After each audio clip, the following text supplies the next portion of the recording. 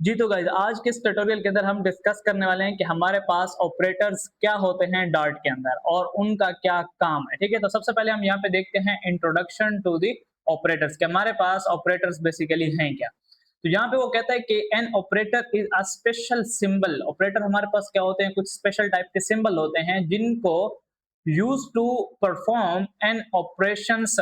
ठीक है, जिनको हम इस्तेमाल करते हैं किस चीज के लिए, ऑपरेशंस परफॉर्म करने के लिए। किसके ऊपर? ऑन वन और मोर वैल्यूज, एक या एक से ज्यादा वैल्यूज के ऊपर जो है हम ऑपरेशंस परफॉर्म करने के लिए किसका यूज करते हैं, ऑपरेटर्स का यूज करते हैं, जो कि स्पेशल सिंबल्स हैं। अच्छा, वो कहता है कि ये जो वैल्यूज होती है ना, इनको हम क्या कहते हैं, इनको हम कहते हैं ऑपरेंड्स। क्या कहते हैं? ऑपरेंड्स।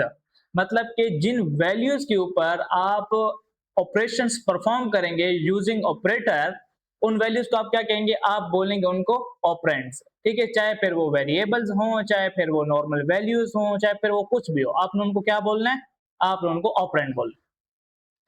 यहाँ पे वो कहता है कि ऑपरेटर्स आर एसेंशियल। ऑपरेटर बहुत ज्यादा लाजमी है for performing calculations, comparing values, values को एक दूसरे के साथ कंपेयर करना, कंबाइनिंग कंडीशंस। ठीक है, मुख्तलिफ किस्म की हमारे पास कंडीशंस होती हैं, जैसे कि अगर ऐसा हो गया तो ये हो जाए, या अगर ऐसा हो गया एंड ऐसा हो गया देन ये हो जाए। तो इस तरह की जो हमारे पास कंडीशंस होती है, मतलब कि हमारे पास एक कंडीशन है, हम उसके साथ दूसरी कंडीशन को जोड़ते हैं एंड देन हम चाहते हैं कि अगर ये दोनों कंडीशंस ठीक हो तो हमारे पास रिजल्ट है। इन कंडीशंस को कंबाइन करने के लिए भी हमें किस चीज की जरूरत है, हमें ऑपरेटर्स की जरूरत है। ठीक है, फिर वो आगे कहता है कि dart provide several categories of operators each used for a specific purpose. Dart जो है वो हमें प्रोवाइड करता है मुख्तलिफ किस्म की कैटेगरीज के ऑपरेटर्स। ठीक है, और हर एक का अपना अपना मकसद है। अब वो यहाँ पे कहता है कि why we use operator in Dart, हम डार्ट के अंदर ऑपरेटर क्यों यूज करते हैं। तो वो कहता है कि इन रियल वर्ल्ड एप्स, जितनी भी हम रियल वर्ल्ड एप्लीकेशंस बनाते हैं, ठीक है, जैसा कि आप जितने भी आप एप्लीकेशंस देखते हैं रियल वर्ल्ड की, आप जो अपने मोबाइल फोन में यूज करते हैं, ये सब कुछ, ठीक है, वो कहता है कि वो constantly need to calculate values. हमें हर एप्लीकेशन में वैल्यूज को जो है ना वो काउंट करना पड़ता है। ठीक है, डेटा को कंपेयर सॉरी डेटा को कंपेयर करना पड़ता है एंड कंबाइन कंडीशंस, और बहुत सी जगह पे हमें कंडीशंस को भी क्या करना पड़ता है, कंबाइन करना पड़ता है। अब कैसे? कोई भी आप एप्लीकेशन देख लें, जो भी एप्लीकेशन है ना, उसमें मैथमेटिकल लॉजिक या इस तरह के लॉजिक जो है वो लगते ही लगते हैं। बेशक वो सामने हमको ऐसा ना लगे कि वो कोई कैलकुलेशन है, लेकिन बिहाइंड द सीन उनके पीछे जो है वो कैलकुलेशंस ही होती हैं और वो ऑपरेटर्स के थ्रू ही होती है। ठीक है, आगे वो बोलता है कि ऑपरेटर्स अलाउ अस, ऑपरेटर हमें क्या क्या चीजें अलाउ करते हैं, आप देख सकते हैं, performing mathematical calculations, comparing two values to make decisions, दो वैल्यू को कंपेयर करके फिर उनमें से जो बेस्ट हो फिर उसकी बेस पे जो वो डिसीजन लिया जाता है। मुख्तलिफ किस्म की कंडीशंस को जो है वो एक साथ चलाया जाता है ताकि हमारे पास जो है वो अच्छे से अच्छी इनपुट जो है वो आउटपुट आ जाए। Assign and update variable values, values को असाइन करने के लिए और वेरिएबल्स के अंदर वैल्यूज को अपडेट करने के लिए भी हम ऑपरेटर्स का यूज करते हैं। ये जो आपके पास इक्वल ऑपरेटर होता है ना, आप लिखते हैं x इज इक्वल टू 10, ये जो इक्वल है ये भी एक ऑपरेटर है, इसको हम कहते हैं असाइनिंग ऑपरेटर। आगे चल के देखते हैं इसकी पूरी टाइप्स आएगी। सही है, वो कहता है कि because of this operators are used in almost every line of the logic in the Dart program. Dart program के हर लाइन में जो है वो क्या होता है, ऑपरेटर्स का यूज होता है अगर वहां पे कोई कैलकुलेशंस परफॉर्म हो रही है तो। ठीक है, अगर वहां पे कोई लॉजिक है। सबसे पहले हमारे पास जो ऑपरेटर्स आते हैं वो कौन से हैं? सबसे पहले जो हमारे पास ऑपरेटर्स हैं वो हैं अरिथमेटिक ऑपरेटर्स। अरिथमेटिक ऑपरेटर्स, अब जो हमारे पास अरिथमेटिक ऑपरेटर्स हैं इनका काम क्या है वो आप यहाँ पे देख सकते हैं। Arithmetic operators are used to perform basic mathematical operations. ये हमारे लिए ये जो हमारे पास जो वैल्यूज होती हैं उनके ऊपर मैथमेटिकल ऑपरेशंस परफॉर्म करने के लिए जो है हम इनको यूज करते हैं। इसमें हमारे पास है कौन कौन सा? हमारे पास प्लस है, माइनस है, मल्टीप्लाई है, डिवाइड है। ये हमारे पास इंटीजर डिवीजन है। ठीक है, ये नॉर्मल डिवीजन है। नॉर्मल डिवीजन हमारे पास क्या होती है कि जैसे कि अगर 10 है ना, 10 3 को आप जो है वो 10 पे लेके, मतलब 10 को जो है वो 3 पे डिवाइड करते हैं आप, तो आपके पास आंसर आएगा 3.333 समथिंग, इस तरह कुछ आंसर आएगा, मतलब पॉइंट्स में आंसर आएगा। लेकिन जो इंटीजर डिवीजन होती है ना, वो क्या करते हैं कि जो पॉइंट वाली वैल्यूज है उनको हटा देती है। सिर्फ जो अगर मतलब 3 वाला जो टेबल है वो अगर 10 पे 3 दफा जा रहा है, मतलब 3 3 9 हो जाता है, बाकी आगे वाली जो वैल्यू है, मतलब जो 10 पे जो जाने की वैल्यू है वो तो पॉइंट्स में होगी, तो वो उसको काउंट नहीं करता इंटीजर डिवीजन। ठीक है, ये अप्रोक्सीमेटली जो वैल्यूज होती है ना वो बताता है। एंड जो हमारे पास नॉर्मल डिवीजन है वो तो पॉइंट्स में बताता है। ठीक है, एक है हमारे पास ये परसेंटेज वाला जिसको आप साइन बोलते हैं, ठीक है, ये इसका नाम है मॉडुलस ऑपरेटर, इसको हम रिमाइंडर भी बोलते हैं। आप जब किसी चीज को किसी चीज पे डिवाइड करते हैं तो जो पीछे रिमाइंडर बच जाता है उसको हम जो है वो किस तरह निकालते हैं, वो हम निकालते हैं मॉडुलस ऑपरेटर के थ्रू। अब यहाँ पे मुख्तलिफ किस्म के यहाँ पे कैलकुलेशंस हैं, आप इनको परफॉर्म कर भी सकते हैं। मैं यहाँ पे आपको जो है यहाँ पे परफॉर्म भी करवा देता हूँ। मैंने ये मेन फंक्शन लिखा हुआ है। अब इसके अंदर मैं जो है एक वेरिएबल बना लेता हूँ, दो a इज इक्वल टू 10 कर लेता हूँ एंड ठीक है b is equal to int b is equal to 20 कर लेता हूँ। सही है, ये मेरे पास नॉर्मल सी चीज है। अब मैं यहाँ पे क्या करता हूँ, मैं कहता हूँ प्रिंट a प्लस b, ठीक है, मैंने a प्लस b किया, इसको मैं यहाँ पे डुप्लीकेट करता हूँ। अच्छा, ये डुप्लीकेट करने के लिए कंट्रोल डी में प्रेस करता हूँ, लेकिन आपका होगा आल्ट शिफ्ट डाउन एरो की। आपने आल्ट वाले बटन पे हाथ रखना है, शिफ्ट वाले बटन पे हाथ रखना है एंड डाउन एरो की जिस पे आप गेम खेलते हैं, डाउन एरो की जो नीचे की तरफ की होती है उस पर अगर आप हाथ रखेंगे तो ये लाइन डुप्लीकेट्स हो जाएंगी, मतलब कि कॉपी हो जाती है।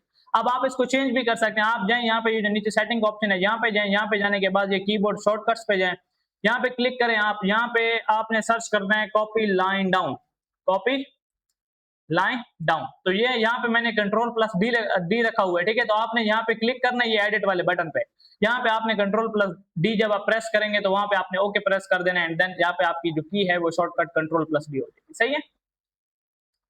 अच्छा, यहाँ पे मैंने ये माइनस का कर देता हूँ, ये मैं यहाँ पे मल्टीप्लाई का कर देता हूँ, सही है, एंड ये मैं यहाँ पे डिवाइड का कर देता हूँ एंड ये मेरे पास यहाँ पे इंटीजर डिवीजन का आ गया, ठीक है, एंड एट द एंड मेरे पास यहाँ पे मॉडुलस ऑपरेटर आ गया। सही है,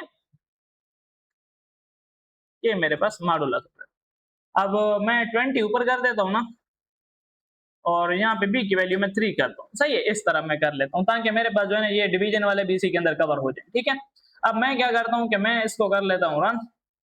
तो हम थोड़ा सा वेट करते हैं क्योंकि मेरे पास यहाँ पे जो है ना वो एंडाकोंडा लगा हुआ है, तो इस वजह से यहाँ पे ये कभी कभी थोड़ा सा मसला करता है। सही है, थोड़ा लेट हो जाता है, कोई इशू नहीं है। तो यहाँ पे जो है 20 प्लस 3 प्लस वाला, ये माइनस वाला हो गया, ये मल्टीप्लाई वाला हो गया, ये डिवीजन हो गई, ठीक है। और ये मेरे पास इंटीजर डिवीजन हो गई, ठीक है।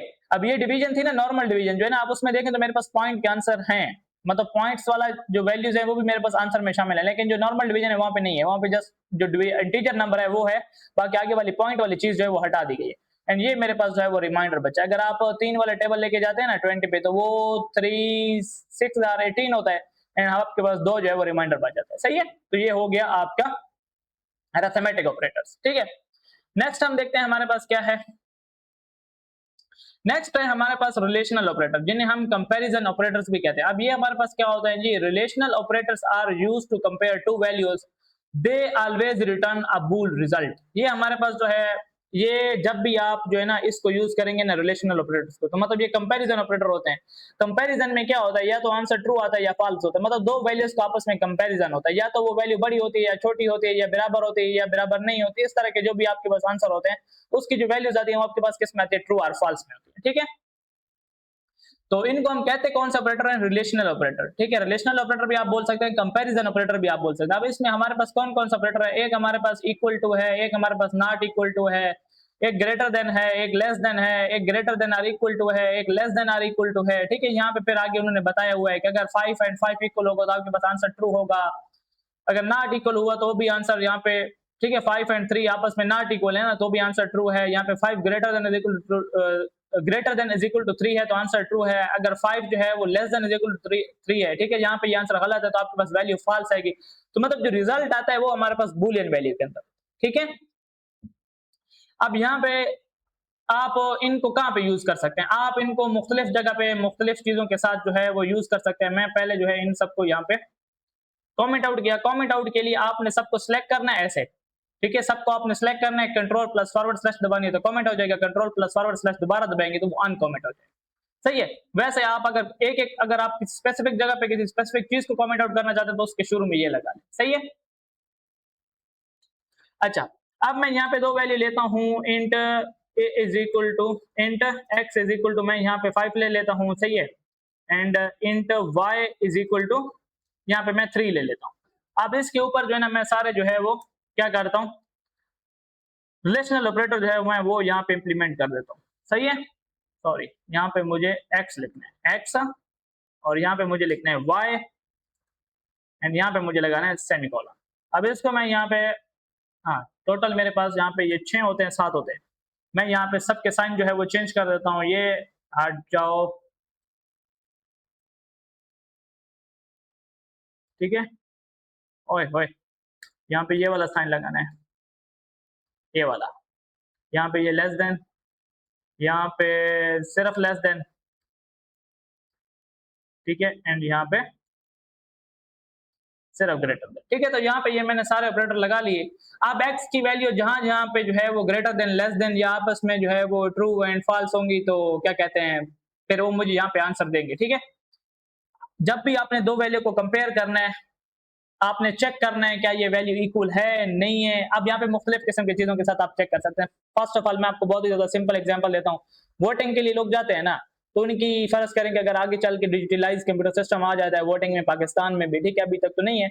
लेकिन अगर आ जाता है तो वहाँ पे आपने क्या करना है, अगर वहाँ पे ये चीज़ें डिजिटलाइज़ हुई तो अगर कोई बंदा जाएगा, वो उसका आईडी कार्ड में जो एज होगी वो एंटर करेगा और वो इसकी एज जो है वो काउंट करेगा एंड बोलेगा कि इसकी एज 18 की इक्वल है या 18 से ग्रेटर है तो ये वोट कर सकता है। देन यहाँ पे देखो ना कंपैरिजन आ गया। अब अगर उसकी एज 18 या 18 से ग्रेटर देन हुई, आपको आंसर मिलेगा ट्रू एंड देन फिर वो उस वैल्यूज को वो यहाँ पे फिर एक नीचे स्टेटमेंट प्रिंट करेगा आगे चल के, ठीक है, कि यहाँ पे जो है ना ये वोट कर सकता है क्योंकि इसकी एज ग्रेटर देन है या 18 के बराबर है, इस तरह की चीजें। फिर ये जो है ना ये बूलियन वैल्यू में आपके पास आंसर आता है। देन आप इस बूलियन वैल्यू को आप यूज करते हैं आगे चल के मजीद जो है मुख्तलिफ किस्म के इफ एल्स के कंडीशन के अंदर, सही है।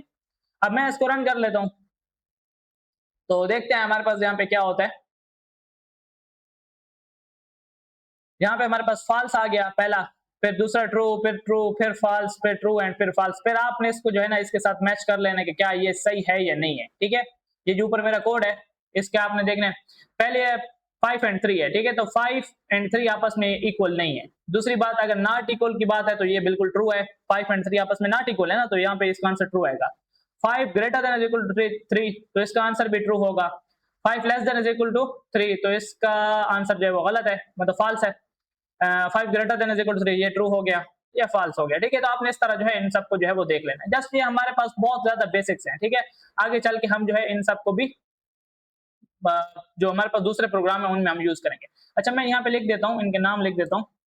ये भाई हमने जो प्रैक्टिस की है ना, ताकि जब आप इनको लें तो आपको पता हो कि यहाँ पे ये क्या है। ये है अरिथमेटिक, स्पेलिंग का मसला हो तो आप लोगों ने एडजस्ट कर लेना है, सही है। ये है हमारे पास अरिथमेटिक ऑपरेटर एंड नेक्स्ट हमारे पास कौन सा है, नेक्स्ट में हमने जिसके भी प्रैक्टिस की है वो हमारे पास क्या है, वो है हमारे पास रिलेशनल ऑपरेटर, ठीक है। ये हो गया हमारे पास रिलेशनल ऑपरेटर एंड इनको भी मैं कमेंट आउट कर देता हूँ।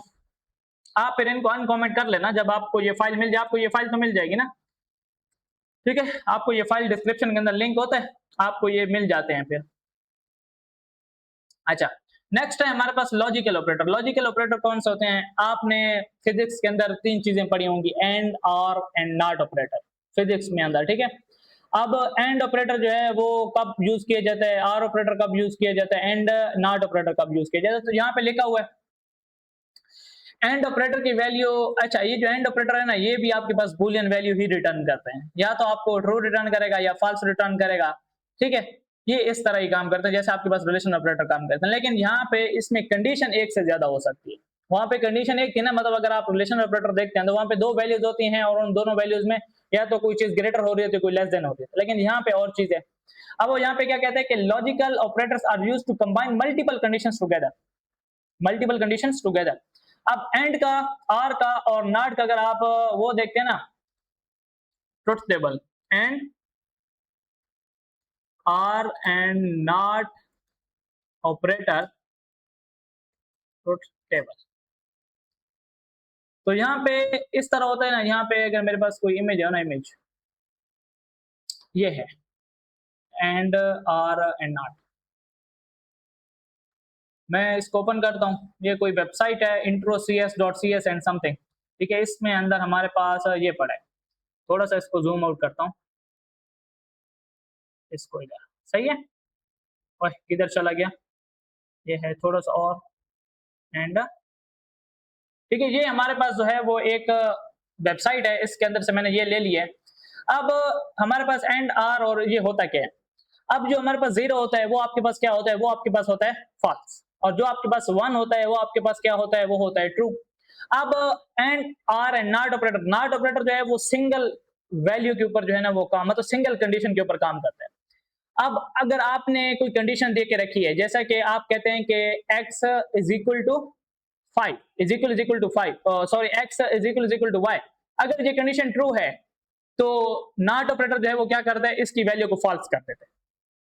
मतलब कि नॉट ऑपरेटर अगर कोई चीज ट्रू है तो उसको फॉल्स कर देता है, फॉल्स है तो उसको ट्रू कर देता है, मतलब उलट काम करता है। यहाँ पे आप देखें, ये x है ना, x यहाँ पे वो 0 था, मतलब वो वैल्यू फॉल्स थी तो इसने उसको ट्रू कर दिया, अगर वो ट्रू है तो वो उसको फॉल्स कर देता है। एंड ऑपरेटर में क्या होता है? एंड ऑपरेटर में जब दोनों कंडीशंस ट्रू हो तब ही आंसर ट्रू आता है।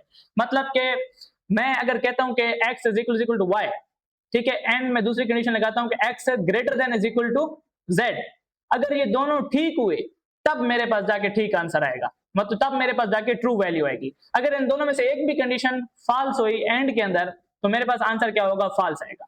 ठीक है, बहुत ही ज्यादा और सिंपल कर देता हूं। फर्ज करें कि आप हैं एंड आपका दोस्त है, ठीक है, अब आपको किसी ने शादी पे बुलाया है, ठीक है, अब आप उसको कहते हैं कि अगर आप मुझे शादी पे बुलाएंगे तो आप मेरे दोस्त को भी शादी पे बुलाएंगे, अगर आपने मेरे दोस्त को शादी पे नहीं बुलाया तो मैं नहीं आऊंगा। सही है, अब वो क्या करते हैं कि वो आपको शादी पे बुलाते हैं। अब आप जो है ना शादी पे जाते हैं, लेकिन आपका दोस्त अगर नहीं जाता, ठीक है, तो ये नहीं, ऐसे नहीं, थोड़ा सा इसको मजीद सिंप्लीफाई करते हैं। फर्ज करें कि आप एंड आपकी फैमिली को किसी ने इनविटेशन भेजे और उन्होंने कार्ड में लिखा है कि आपने और आपकी फैमिली ने लाजमी आना है, आपने और आपकी फैमिली ने क्या क्या करना है? लाजमी आना है। तो फिर आप क्या करते हैं? अगर आप दोनों नहीं जाते शादी में तो फिर क्या होगा? गलत बात है ना, कंडीशन फॉल्स हो गई, मतलब आप दोनों नहीं गए, दोनों 0-0, ठीक है, दोनों मतलब फॉल्स फॉल्स। अब अगर आप चले जाते हैं और आपकी फैमिली नहीं जाती तो भी गलत बात है, ठीक है, उन्होंने बकायदा आप लोगों को इसरार किया कि आप दोनों ने आना है, ठीक है, एंड देन आप नहीं जाते, आपकी फैमिली चली जाती है शादी पे, तब भी गलत बात है। उन्होंने आपको भी इनवाइट किया था ना, आप खुद नहीं जाते, सिर्फ फैमिली को भेज दिया तो भी गलत बात है, वो सोचेंगे कोई नाराजगी है। हाँ, लेकिन अगर आप दोनों चले जाते हैं तो वहां पे क्या हो जाता है? फिर बात ठीक हो जाती है, फिर अगले भी खुश हो जाते हैं। मतलब इसका क्या है कि कंडीशन से वहां पे फिर ट्रू हो गई। अगर वहीं पे हम आर ऑपरेटर की बात करते हैं तो आर ऑपरेटर में क्या होगा कि उन्होंने बकायदा कार्ड में लिखा है, ठीक है, अब ये ऐसा होता नहीं है लेकिन वैसे आपको समझाने के लिए बता रहा हूं, उन्होंने बकायदा शादी के कार्ड में लिख दिया है कि आपने या आपकी फैमिली ने शादी में लाजमी आना है, ठीक है, आपने या आपकी फैमिली ने। अब आर में क्या होता है? या होता है। या का मकसद होता है कि कोई भी एक चला जाए, ठीक है, कोई भी एक चले जाए, दोनों चले जाते हैं तो अच्छी बात है, दोनों चले जाए तो अच्छी बात है, लेकिन अगर आप में या आपकी फैमिली में से कोई एक बंदा भी चला जाता है तो भी कंडीशन ठीक हो जाती है, लेकिन जब आप दोनों नहीं जाते तो कंडीशन जो है वो फॉल्स होती है। तो यहाँ पे भी अगर आप देखें तो एंड में अगर दोनों ना जाए तो गलत, एक चला जाए तो भी गलत, ठीक है, दूसरा चला जाए और दूसरा ना, एक ना जाए तो भी गलत, अगर दोनों चले जाए तो ठीक। आर ऑपरेटर में जब दोनों नहीं जाते ना तब गलती होती है, लेकिन अगर एक चले जाए और एक ना जाए तो मसला नहीं है, ठीक है, तो अगर दोनों चले जाते हैं तो बहुत अच्छी बात है। तो ये हमारे पास जो है वो इस तरह के जो है वो ऑपरेटर्स हैं और इनके जो है वो पीछे ये लॉजिक है। अब हम इसको क्या करते हैं कि हम इसको देखते हैं, हम इसको देखेंगे यहाँ पे प्रैक्टिस करते हैं, ठीक है, मैं यहाँ पे ऐसे मैं यहाँ पे लिख लेता हूँ लॉजिकल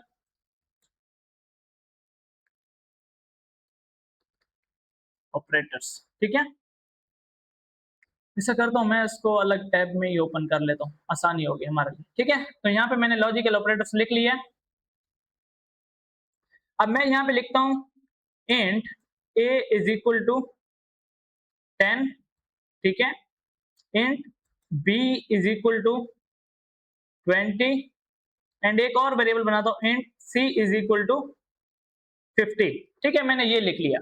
अब मैं यहाँ पे क्या करता हूँ, मैं यहाँ पे प्रिंट लिखता हूँ, प्रिंट, और इसके अंदर मैं यहाँ पे पहले एक ब्रैकेट देता हूँ और इसके अंदर मैं लिखता हूँ a is equal to b, यहाँ पे फिर मैं लगाऊंगा एंड ऑपरेटर, ये मेरे पास अगर आप डबल एंड लगाएंगे ना ये आपके पास एंड ऑपरेटर बन जाता है। एंड यहाँ पे फिर मैं लिखूंगा a greater than is equal to greater than c, ठीक है, ये मैंने एक कंडीशन लिखी है।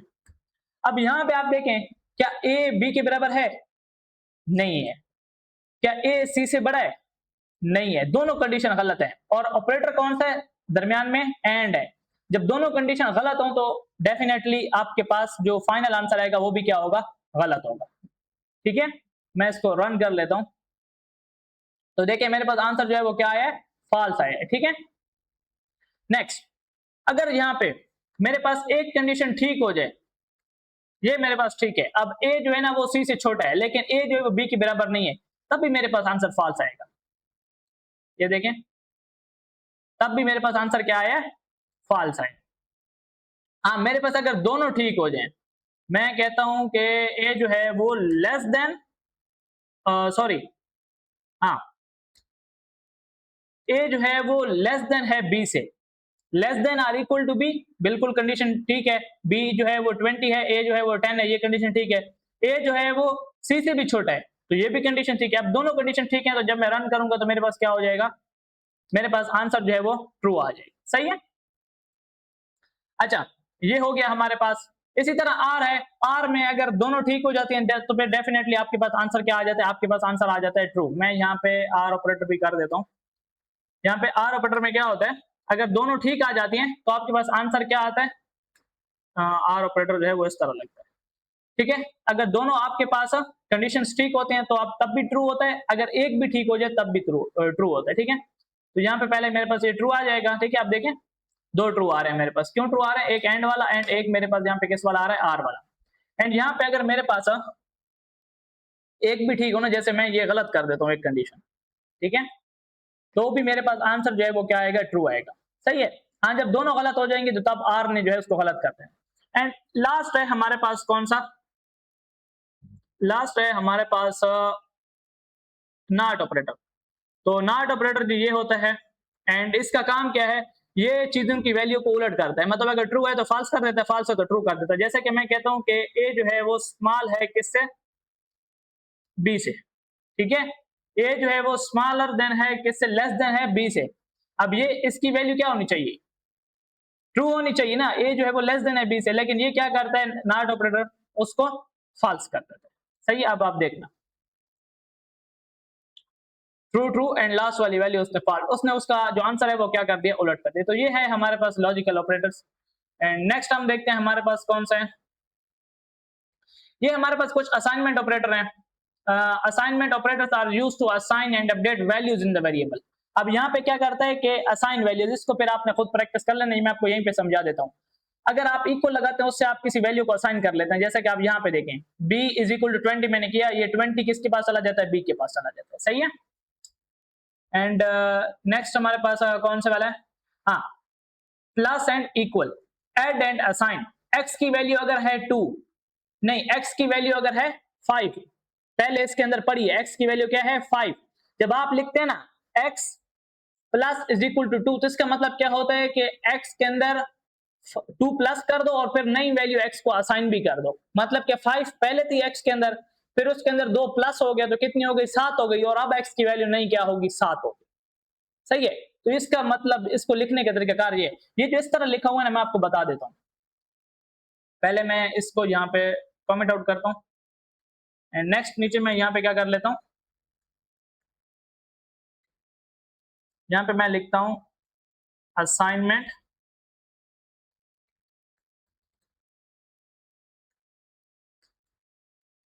ऑपरेटर। ठीक है, ये मेरे पास असाइनमेंट ऑपरेटर हो गए।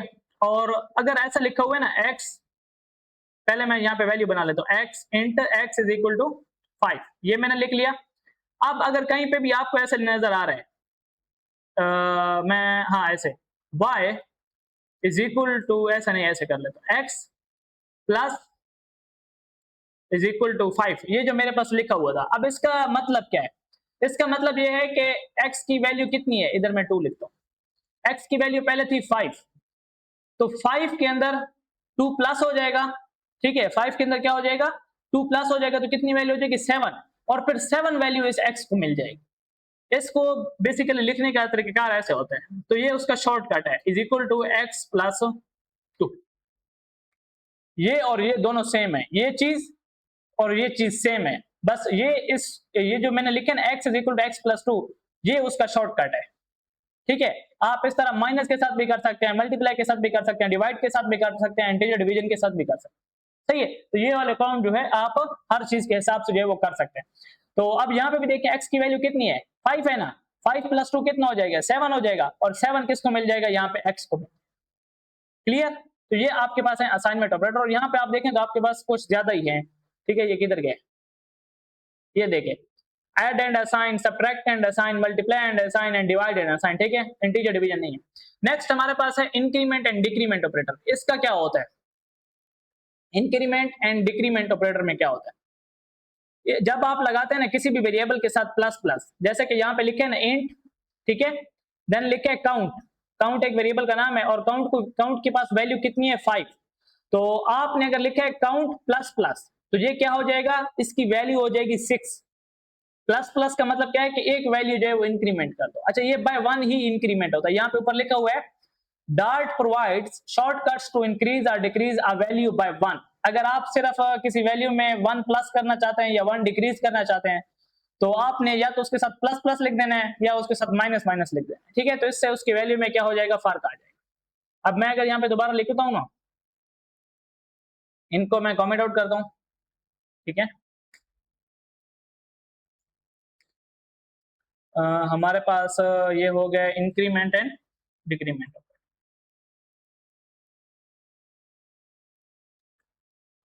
ठीक है, मैंने इसको कॉपी किया था।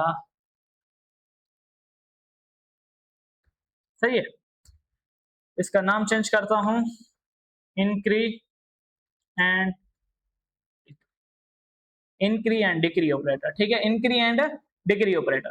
तो आपने अब क्या करना है, मैं यहाँ पे एक वेरिएबल लेता हूँ int count is equal to, इसकी वैल्यू रखता हूँ 4। ठीक है, एंड मैं यहाँ पे लिखता हूँ प्रिंट, सॉरी, प्रिंट करने से पहले काउंट प्लस प्लस। ठीक है, एंड यहाँ पे मैं ये लगा देता हूँ, एंड यहाँ पे काउंट को प्रिंट करता हूँ। अब काउंट की वैल्यू पहले थी 4, पहले थी 4। अब यहाँ पे मैंने अगर काउंट के साथ प्लस प्लस लगा दी, तो अब इसका मतलब है कि काउंट के साथ क्या हो रहा है, ये इस तरह हो रहा है, ये वही वाली चीज हो रही है। ठीक है, count is equal to count plus 1। ये जो चीज है ना, ये उसका शॉर्टकट है, मतलब कि आपको इतना ज्यादा लिखना ना पड़े, इसी वजह से उन्होंने ये काउंट प्लस प्लस बना दिया। ठीक है, तो अब काउंट की जो वैल्यू होगी वो कितनी होगी, 4 है, तो 4 प्लस 1 कितना हो जाएगा, 5 हो जाएगा, और काउंट की नई वैल्यू फिर 5 उसको असाइन हो जाती है, और ये उसको शॉर्टकट में लिखने का तरीका है। ठीक है, तो इस तरह मेरे पास आंसर क्या आ जाएगा, 5 आ जाएगा। ठीक है, ये आप देखिए मेरे पास 5 आ चुका है। आप जो है फिर डिक्रीमेंट के साथ भी इस तरह कर सकते हैं। मैं अगर डिक्रीमेंट करता हूँ यहाँ पे, तो ये 4 है, 4 से एक माइनस हो जाएगा तो कितना हो जाएगा। ठीक है, तो उसमें आ जाएगा आपके पास 3 आ जाएगा। सही है, तो आपने डिक्रीमेंट वाला खुद जो है वो कर लेना है। सही है, मैं इसको आप कमेंट आउट करता हूँ, एंड देखते हैं कि नेक्स्ट हमारे पास जो है वो कौन से वाला है।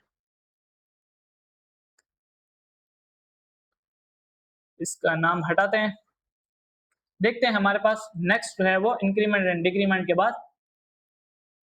अच्छा, नल अवेयर ऑपरेटर्स। अच्छा, ये क्या है कि ये कहता है कि Dart provides a special operator to safely work with null values. कभी कभी ऐसा होता है ना कि आप वेरिएबल्स बनाते हैं, लेकिन आप चाहते हैं कभी मैं इसके अंदर वैल्यू नहीं डालना चाहता, मैं इसके अंदर वैल्यू थोड़ी देर बाद डालूंगा, या बाद में अगर यूजर इनपुट करता है तब इसके अंदर वैल्यू डालूंगा, तब जो है ना आप इसको जो है वो यूज कर सकते हैं। क्योंकि जब आप वेरिएबल बनाते हैं ना डार्ट के अंदर, तो उसको वैल्यू असाइन करना लाजमी। अगर आप असाइन नहीं करते तो आप इस तरह बनाएं कि फिर आप बोलें कि इसको मैं बाद में वैल्यू असाइन करूंगा, तो यहाँ पे फिर आप यूज कर सकते हैं नल अवेयर ऑपरेटर का। ये किस तरह होता है, यहाँ पे लेके अगर आप ये सिंपल ये वाले साइन लगाते हैं, ठीक है, डबल क्वेश्चन मार्क, तो वो कहता है कि return value if it null, value return करेगा अगर नल भी हुआ, अदरवाइज डिफॉल्ट वैल्यू। ठीक है, ठीक है, ये तब वैल्यू रिटर्न करेगा अगर ये नल ना हुआ, अदरवाइज जो है ये क्या करेगा, कोई डिफॉल्ट वैल्यू जो है वो आपको रिटर्न कर देगा। ये क्या करेगा, assign value if variable is null. अगर आपने ऐसा कोई चीज लगा दिया, देन आप इसको वैल्यू नई वैल्यू असाइन कर पाएंगे अगर इसके अंदर कोई वैल्यू ना हुई तो। ठीक है, अब इसको मैं करके बताता हूं तब आप लोगों को समझ में आएगा। अब यहाँ पे मैं लिख देता हूं नल अवेयर ऑपरेटर, नल अवेयर ऑपरेटर, सही है। अब यहां पे मैं एक चीज लिखता हूं, स्ट्रिंग, ठीक है, और यहां पे मैं लगाता हूं क्वेश्चन मार्क। इस क्वेश्चन मार्क का मतलब होता है कि मैं वैल्यू बाद में दूंगा, वैल्यू बाद में वेरिएबल के अंदर डालूंगा। देखो अभी मैंने वेरिएबल के अंदर कोई वैल्यू नहीं दी, मैंने सिर्फ स्ट्रिंग लिख के यूजर नेम लगा दिया और आगे सेमीकोलन लगा दिया, आगे मैंने कोई वैल्यू असाइन नहीं की। इसका मतलब क्या है कि मैं वैल्यू क्या करूंगा, बाद में असाइन करूंगा, सही है। अब यहां पे अगर आप देखें, किधर गया, मैं इस चीज को यहां पे लिखता हूं, सही है, ऐसे। तो अब मेरे पास क्या होगा,